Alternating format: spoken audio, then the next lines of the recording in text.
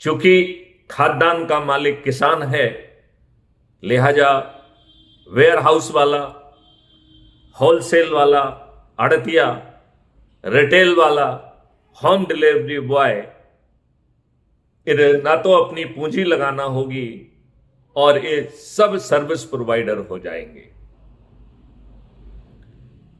उपभोक्ता को खाद्यान्न अधिकतम 3 एमएसपी में मिलेगा और उसके अपने मनपसंद क्वालिटी कहां मिलेगा और उसके घर पर मिलेगा।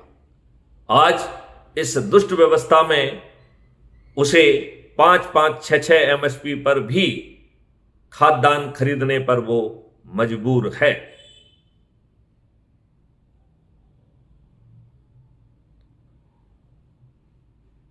जो 1 एमएसपी किसान को पहले मिल चुकी है, शेष 2 एमएसपी किसान के ही कॉस्ट सेटलिंग अकाउंट में पहुंचेगी और उससे सभी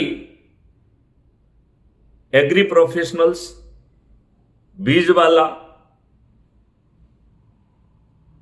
क्वालिटी कंट्रोल वाला, पैकेजिंग वाला, लोडिंग वाला, ट्रांसपोर्टेशन वाला, वेयर हाउस वाला, होलसेलर, रिटेलर और होम डिलीवरी बॉय को भुगतान मिलेगा। यदि कॉस्ट सेटलिंग अकाउंट में कोई राशि शेष रह जाती है तो वो किसान के खाते अर्निंग अकाउंट में ट्रांसफर हो जाएगी। बताइए, क्या इस मॉडल के तहत किसानों का पूरा उत्पीड़न समाप्त नहीं हो जाएगा? उसे किसी भी बैंक से लोन नहीं लेना होगा और उसकी आमदनी 5 गुना हो जाएगी। ये आमदनी तो लैंड से है, उसका खुद का हुनर बनाकर, उसे एग्री प्रोफेशनल बनाकर उसे पृथक से भी भुगतान मिलेगा। इस प्रकार हमारा देश का किसान जैविक खेती, जीवाश्म खेती के माध्यम से एक सही मायने में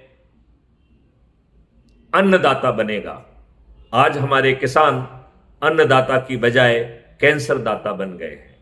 माननीय नरेंद्र मोदी जी, मैं एक और प्रार्थना आपसे कर सकता हूं कि जब इस देश में 16 करोड़ लीटर दूध पैदा हो रहा है, फिर 64 करोड़ से अधिक लीटर दूध कैसे कंज्यूम हो रहा है, आपका प्रशासन, आपका शासन क्या इतना निकम्मा है कि क्या आपके उपलब्ध ब्यूरोक्रेट्स इतने निकम्मे हैं कि वो एक ऐप के माध्यम